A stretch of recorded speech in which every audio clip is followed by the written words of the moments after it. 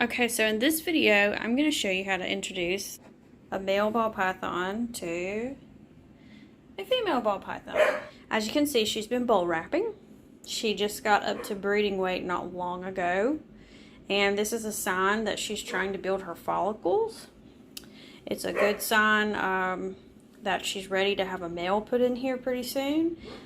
It is October, the middle of October, so this is usually the natural breeding season that starts for ball pythons in the fall. This male right here is a young male. He's never bred before, but he is of weight.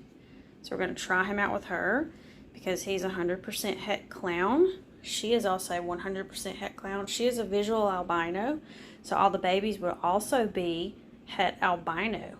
So if I wanted to do any more albino stuff later, could definitely do that. But the main goal here is to try and get some visual clowns with these two. He is a Superfly, so he is a super pastel fire. And obviously she's a visual albino. So what I'm going to do is I'm going to go ahead and put him in here with her. And they should recognize each other very quickly, that they're male and female, and start to kind of court, if you will.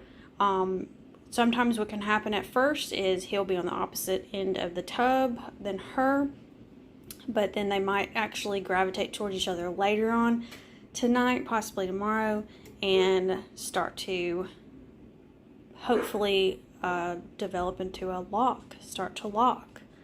So sometimes with first time males like this, it can be a little bit difficult. Because they kind of don't know what to do, or they might be intimidated. The female might be pretty big compared to them at the time. So we're just going to kind of try, but we're going to put him in here, and we're going to see what happens with these two. So I've introduced him, and probably if she's interested in him, she will actually start to exhibit that behavior. She will start doing what's called a tail wag, and she'll start scenting her tub, basically releasing her scent, her pheromones, and letting him know that she's going to be receptive if he wants to breed with her. So he is next to her now a little bit. He might try to climb on top of her, completely normal. So it's really just about seeing how they respond to each other. And the normal amount of time to leave a male in here, if you know, so that you can hopefully see a lock or they have time to lock with each other, is about 3 days. Of course, if you see a lock before then and then they separate, you can go ahead and put the male back in his original enclosure. But if you aren't seeing locks, can leave them in here for up to 3 days. Another good idea is to introduce males and females when there is a thunderstorm going on outside, because that creates natural atmospheric pressure, and for whatever reason that seems to trigger a lot of ball pythons to breed. Also, some people actually spray the substrate down with water. They get it a little damp in here. One thing you can try with males that are stubborn and do not want to exactly breed right away is you can put the fresh shed of another male in here so that he will smell it and believe that he is in competition with another nearby male. You can also check his sperm plugs, and you can actually wipe some of his sperm on her back. That is something I have not done, but I've seen other breeders do it. It's kind of like one of those last resort types of things, but you can see right now he's kind of just looking around in her tub. He's never been in this tub before. She's kind of staying still, kind of watching him. And the thing about ball pythons is, you know, sometimes they may not breed. You may have both the male and the female not be interested. You may have the female interested but not the male, or vice versa. And you just kind of have to try things out. So he is just kind of cruising around right now. In a few minutes, I'm actually going to leave them be. I'm going to close them up in here.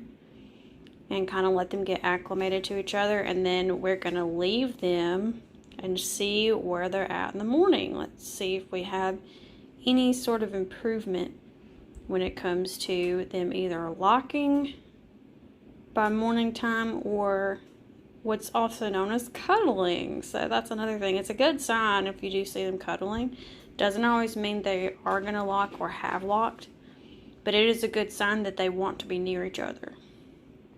Now, she will have to lock with him a few times, more than likely. Sometimes it can only take one lock, but majority of the time it takes at least one lock a month for maybe 2 to 3 months, sometimes 4.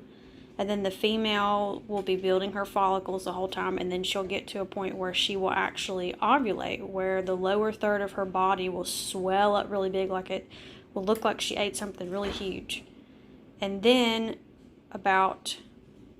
you'll notice she'll get to where she's going to shed soon after she ovulates.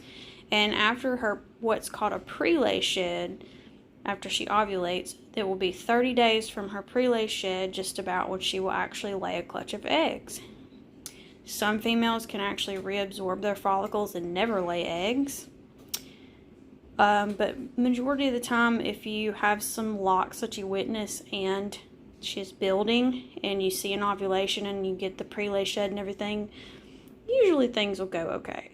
But once the clutch is laid, then you'll have to have your incubator and everything already set up, and you'll get your egg box ready, your little tub that your eggs will be incubated in inside your incubator, and then the eggs will take up to 60 days to hatch.